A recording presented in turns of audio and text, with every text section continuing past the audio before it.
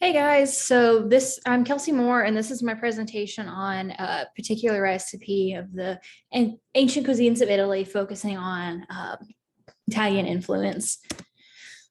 So, for the history and culture, this recipe is from the 1400s Italy, and a cookbook by Martino de Rossi, and it's actually known as one of the first technical cookbooks that was ever published in any form. It also is a pretty important recipe because it refers to the Catholicism that is and was very common in the region.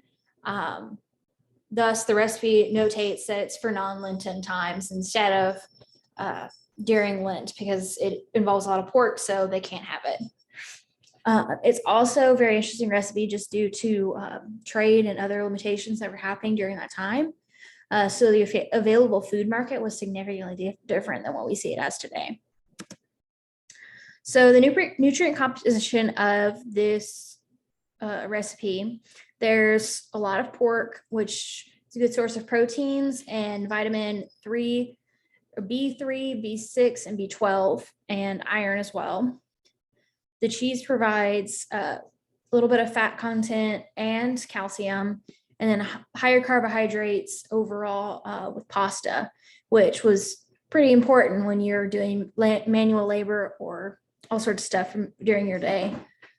Again, protein levels, those were a little bit harder to find in those times. So it was very important that I had that in there as well. And vitamins as well. They were much more rare just due to the lower diversity in the food market. So because of that, the relationship to disease comes into play. And the B3, B12, and B6, if you have deficiencies in these, you can have problems such as anemia and tiredness, seizures, immunodeficiency, decreased metabolism, and death through pellagra.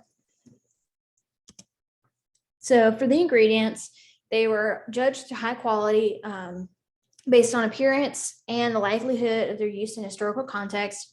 If you look in the background, you can see the different cheeses that I used, two of which, Pecorino Romano and Ricotta, are both sheep's milk cheeses, which are most common in that time. And then Fontina is a fattier cheese that they would have likely had something similar during that time as well.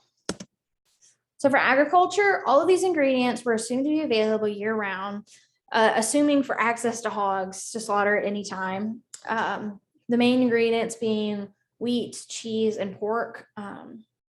They were all pretty much found year round. So wheat could be dried and cheese could be made at any time. Wheat and flour for the pasta were common. It was an easy thing to store. And then cheese was accessible to those who had the money to buy it. So for preparation, this is the recipe that I had that it was going off of. As you can see, it's a little different than what we have today. And it's from William Sitwell's History of Food in 100 Recipes. So this was the ravioli recipe. I know it's a little confusing, but here's the recipe right here. The recipe is found right here. And then here's the math that I did to translate the measurements of the libra to grams and then to cups, and then back into ounces for the meats and cheeses, which was a little bit of an interesting process. And here's the actual steps for the building the pasta and putting it together. And then this is the cheeses that I used as well, and from what animal they're from.